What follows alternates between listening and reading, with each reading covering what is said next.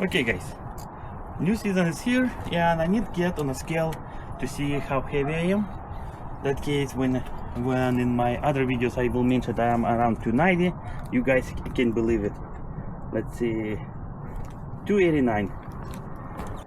Today I'm on my Pint V-75. It's a really amazing machine for what it is. And here I am at Kincaid Entry Park. I'm in the main entry, and I'm gonna go my favorite route. There's pretty much from here to first flat point, I should call, is gonna be 600 meters, 1/3 of a mile, continuous slope. And I didn't find any information on Google what's the slope there, but from my previous measurement, I believe it's in a 10-15 degrees. Percentage is going to be on the screen. It's not super steep, but it's kind of steep. Plus, like I said, it's a 1/3 of a mile lengthwise.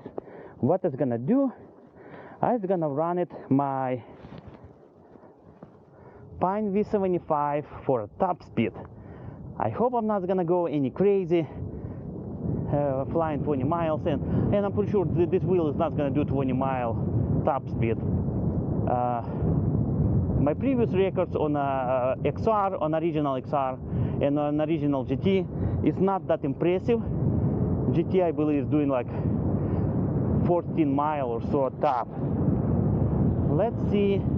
Like I said, I'm gonna try not to push it over 80% of duty cycles,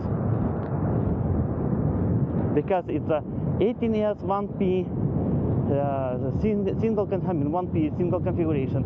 Pretty much battery it's gonna be pretty weak. Well, I'm not really sure if it really is gonna be weak. We will see. Plus, like I said, it's 1/3 of a mile lengthwise. Windy like hell. Holy crap! On that little platform, it's blowing away. I mean, pretty bad. Huh.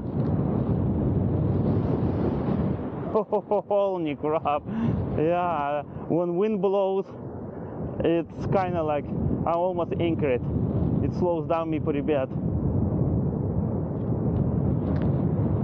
It's not bad. I mean, it's much faster than GT. On my GT, I was doing 13, 14 or so. Now, well, according to this guy, I was doing 17. And here's a 1/3 mile already gone.